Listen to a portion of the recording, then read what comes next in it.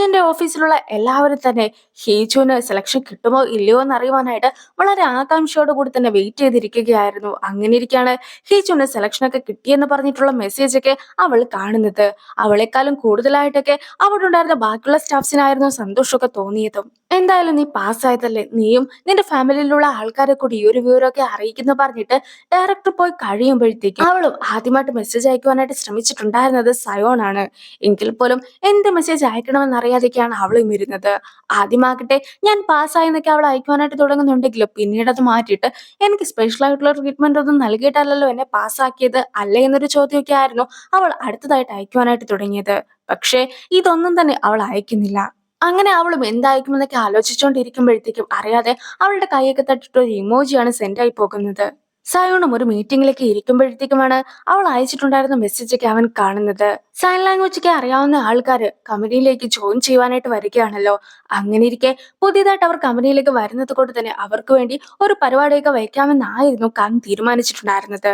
പക്ഷേ കമ്പനിക്ക് വെളിയിൽ മറ്റൊരിടത്തൊക്കെ പോയിട്ട് വേണം ഈ ഒരു പരിപാടിയൊക്കെ വെക്കുവാൻ. നമ്മുടെ സയോൺ ആകട്ടെ ഫുൾ ടൈം ബിസി ആയിരിക്കും. സോ ആ ഒരു പരിപാടിയൊക്കെ മാറ്റി വെച്ചിട്ട് അതിന് പകരമായിട്ട് ഒരു ഡിന്നറിൽ കാര്യങ്ങളൊക്കെ ഒതുക്കാമെന്നൊക്കെ കാൻ വിചാരിക്കുമ്പോഴത്തേക്കും ഇതിനെക്കുറിച്ച് ഒന്നും തന്നെ കേൾക്കാതെ സയോണും ഹീജു അയച്ചിട്ടുണ്ടായിരുന്ന ഇമോജിനെ കുറിച്ചൊക്കെ ആലോചിച്ചുകൊണ്ടിരിക്കുകയായിരുന്നു. സോ സയോണിന്റെ അടുത്ത് വീണ്ടും കാര്യങ്ങളെ കുറിച്ചൊക്കെ തന്നെ കങ് പറയുമ്പോഴത്തേക്കും ആദ്യമായിട്ടല്ലേ നമ്മുടെ പ്രസിഡന്റിന്റെ ഓഫീസിൽ സൈൻ ലാംഗ്വേജ് ഒക്കെ അറിയാവുന്ന ആൾക്കാരൊക്കെ വരുന്നത്. പത്രക്കാർക്കൊക്കെ തന്നെ അതിനെക്കുറിച്ച് അറിയുവാനായിട്ട് കൂടുതൽ ആകാംക്ഷയൊക്കെ ഉണ്ടാവും.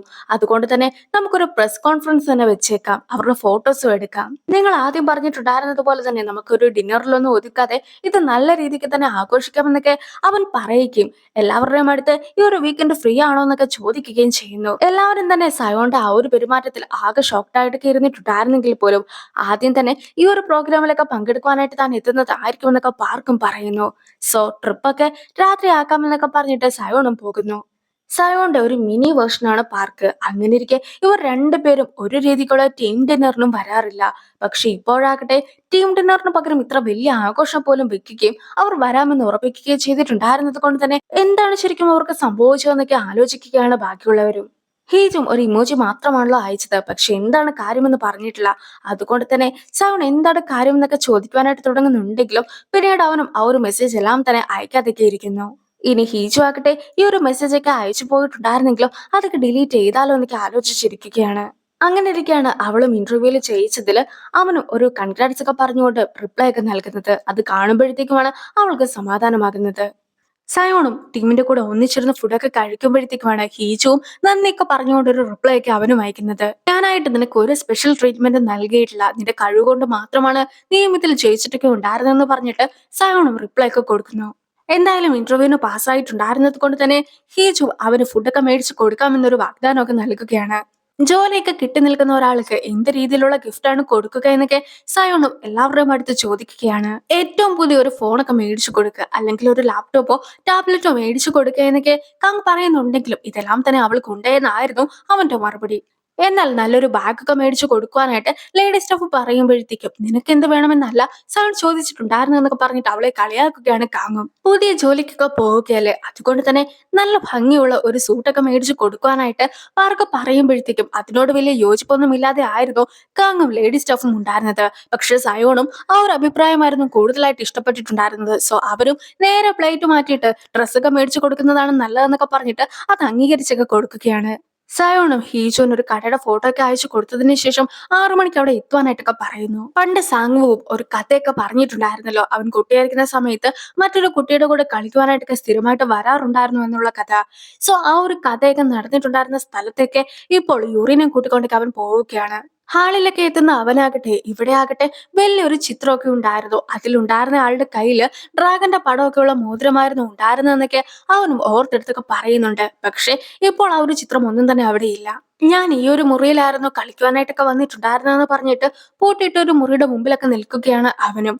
അപ്പോഴാകട്ടെ ആ ഒരു റൂമിന്റെ അകത്ത് വെച്ച് താനും ഒരു ക്യൂട്ടായിട്ടുള്ള പൂച്ചനെ കണ്ടിട്ടുണ്ടായിരുന്നു എന്നൊക്കെ പറഞ്ഞിട്ട് അവനും നേരത്തെ പറഞ്ഞു വെച്ചിട്ടുണ്ടായിരുന്ന കഥയൊക്കെ പൂർത്തിയാക്കുന്നു. സാങ്ങുവും ആ ഒരു പൂച്ചേനെയൊക്കെ കളിപ്പിച്ചുകൊണ്ടൊക്കെ ഇരിക്കുമ്പോഴത്തേക്കും നമുക്ക് ഒരു കളിയൊക്കെ കളിച്ചാലോ എന്നായിരുന്നു ആ ഒരു കുട്ടി സംഗുവിന്റെ അടുത്ത് പറഞ്ഞിട്ടുണ്ടായിരുന്നത്. അവനും കയ്യിലുണ്ടായിരുന്ന കത്തിയൊക്കെ കാണിച്ചിട്ട് നമുക്ക് ആദ്യം ഈ ഒരു പൂച്ചയുടെ വയറൊക്കെ കീറാം, പിന്നീടാകട്ടെ വാല് മുറിക്കാം, അതിനുശേഷം കാലും തലയും ഒക്കെ തന്നെ മുറിക്കാം, ഇത്രയും പറഞ്ഞ ആ ഒരു കുട്ടി പൂച്ചനെ കൊല്ലുവാനായിട്ടൊക്കെ ശ്രമിക്കുന്നത് കണ്ടിട്ടുണ്ടായിരുന്ന സാഗുവും അന്ന് പേടിച്ചിട്ടൊക്കെ ആയിരുന്നു അവിടെ നിന്നും ഓടിയിട്ടൊക്കെ ഉണ്ടായിരുന്നത്. അന്ന് ആ കുട്ടി അതിനെക്കുറിച്ചൊക്കെ വളരെ സിമ്പിൾ ആയിട്ടായിരുന്നു പറഞ്ഞിട്ടുണ്ടായിരുന്നെങ്കിൽ പോലും അന്നത്തെ എനിക്ക് അതൊന്നും തന്നെ അംഗീകരിക്കുവാനായിട്ട് സാധിക്കുമായിരുന്നില്ല. ഞാനും വളരെയധികം പേടിച്ചായിരുന്നു ഇവിടെ നിന്നും ഓടിപ്പോയിട്ടുണ്ടായിരുന്നതെന്നൊക്കെ സാങ്വുവും അറിയിക്കുന്നു. മാത്രമല്ല സാങ്വു നിന്നിട്ടുണ്ടായിരുന്ന ഓർഫനേജില് കുറച്ച് കുട്ടികളെയൊക്കെ ആരൊക്കെയോ ദത്തെടുത്തിട്ടൊക്കെ ഉണ്ടായിരുന്നു. പക്ഷേ പിന്നീടാകട്ടെ ആ കുട്ടികളെ കുറിച്ചുള്ള യാതൊരു വിവരവും ഉണ്ടായിരുന്നില്ല.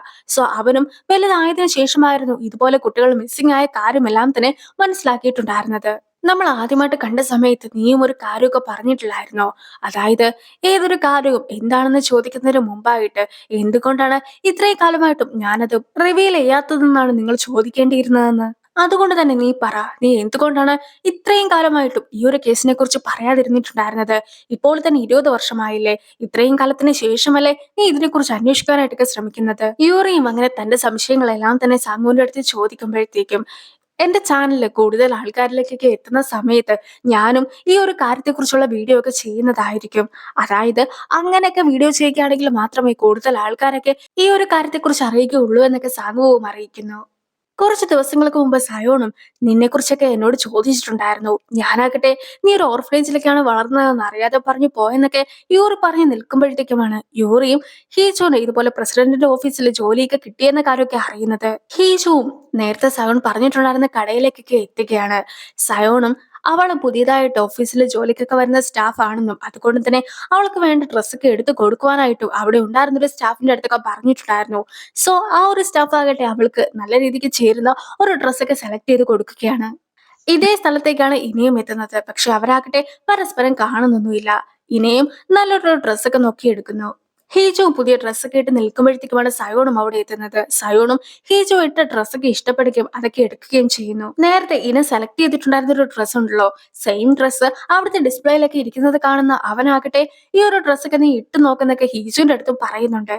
പക്ഷെ ഹീജു ആകട്ടെ ആ ഒരു ഡ്രസ്സ് ഒന്നും തന്നെ ഇട്ട് നോക്കുവാനായിട്ട് പോലും തയ്യാറായിട്ടുണ്ടായിരുന്നില്ല. അതുകൊണ്ട് തന്നെ അവിടെ നിന്നും ഇറങ്ങുന്ന സമയത്ത് നീ എന്തുകൊണ്ടാണ് ആ ഒരു ഡ്രസ്സ് ഒന്നും ഇട്ടുപോലും നോക്കാതിരുന്നിട്ടുണ്ടായിരുന്നതെന്നൊക്കെ സൺ ചോദിക്കുമ്പോഴത്തേക്കും അതുപോലത്തെ ഡ്രസ്സ് ഒന്നും തന്നെ എനിക്ക് ചേരുകയില്ല, അല്ലെങ്കിലും അത് എനിക്ക് വേണ്ടിയുള്ള ഡ്രസ്സേ ആയിരുന്നില്ല. പക്ഷേ നീ മേടിച്ചു തന്നിട്ടുണ്ടായിരുന്ന സൂട്ടൊക്കെ എനിക്ക് ഒരുപാട് ഇഷ്ടപ്പെട്ടു. അതും ഞാൻ ഇടയ്ക്കിടയ്ക്ക് ഓഫീസിലൊക്കെ ഇട്ടോളാം എന്നൊക്കെയാണ് അവനോടും പറയുന്നത്. പക്ഷെ മറ്റൊരു കടയുടെ മുമ്പിലുണ്ടായിരുന്ന ഡിസ്പ്ലേയിലെ ഡ്രസ്സൊക്കെ കണ്ടിട്ടുണ്ടായിരുന്ന സയോണ് ആ ഒരു ഡ്രസ്സൊക്കെ ഇഷ്ടപ്പെട്ടിട്ട് ഇതെങ്ങനെ ഉണ്ട് എന്നൊക്കെ ചോദിക്കുകയാണ്. സോ ആ ഒരു കടയിലേക്കും അവർ രണ്ടുപേരും കൂടി കയറുന്നു. അങ്ങനെ ഇരിക്കുകയാണ് പാർക്കും സാണ് കോൾ ചെയ്യുന്നത്. വോയിസ് മോഡുലേഷൻ ഒക്കെ മാറ്റി നോക്കിയപ്പോഴത്തേക്കും ആകട്ടെ അതൊരു പെണ്ണാകുവാനുള്ള സാധ്യതയാണ് കൂടുതലായിട്ട് കാണുന്നതെന്നൊക്കെ ആയിരുന്നു സായോണെ പാർക്ക് അറിയിച്ചിട്ടുണ്ടായിരുന്നത്. ഒരു പക്ഷെ കിട്ടാപ്പർ അല്ലാതെ കിട്ടാപ്പറിന്റെ കൂടെ ഹെൽപ്പ് ചെയ്യുന്ന മറ്റൊരാൾ കൂടി ഉണ്ടായേക്കാം എന്നൊക്കെയാണ് പാർക്കും സംശയിക്കുന്നത്. പക്ഷെ അതൊരു കൂട്ടാളിയാകുമെന്ന് ഞാൻ ഒരിക്കലും പ്രതീക്ഷിക്കുന്നില്ല. ഞാൻ എന്തെങ്കിലും ചോദ്യങ്ങളൊക്കെ ചോദിക്കുമ്പോഴത്തേക്കും അതിന് വ്യക്തമായിട്ടുള്ള ഒരു മറുപടിയൊക്കെ ആയിരുന്നു അവിടെ നിന്നും എനിക്ക് കിട്ടിയിട്ടുണ്ടായിരുന്നത്. അതൊരിക്കലും മറ്റാരോ എഴുതി കൊടുത്ത കാര്യങ്ങൾ വായിക്കുന്ന ഒരു വ്യക്തിയുടേതായിരുന്നില്ല. അതുകൊണ്ട് തന്നെ നീ ഒന്നും കൂടി ഒന്ന് ചെക്ക് ചെയ്യുന്നൊക്കെ പറഞ്ഞിട്ട് സൺ നിൽക്കുമ്പോഴത്തേക്കുമാണ് ഹീജു പുതിയ ഡ്രസ്സ് കേട്ട് വരുന്നത് അവൻ കാണുന്നത്. നീയും നിന്നെ ഒരുപാട് അണ്ടർ എസ്റ്റിമേറ്റ് ചെയ്താണ് വെച്ചിരിക്കുന്നത്. അത് വളരെ മോശമായിട്ടുള്ളൊരു ഹാബിറ്റ് ആണ്. എന്തായാലും ആ ഒരു ഹാബിറ്റ് ഇല്ലാതാക്കുവാനായിട്ട് ഞാൻ നിന്നെ ഹെൽപ്പ് ചെയ്യാമെന്നൊക്കെ പറഞ്ഞുകൊണ്ട് സായോണും അവളുടെ ഒപ്പം നിൽക്കുന്നതെല്ലാം തന്നെ ഈ ഒരു കടയുടെ വെളിയിൽ നിന്നിട്ടുണ്ടായിരുന്ന ഇനിയും കാണുന്നു. അപ്പോൾ ഈ ഒരു വീഡിയോ ഇങ്ങനെ അവസാനിപ്പിക്കുകയാണ്. അടുത്തൊരു വീഡിയോ ആയിട്ട് ഇത്രയും വേഗം കാണാം. ബൈ.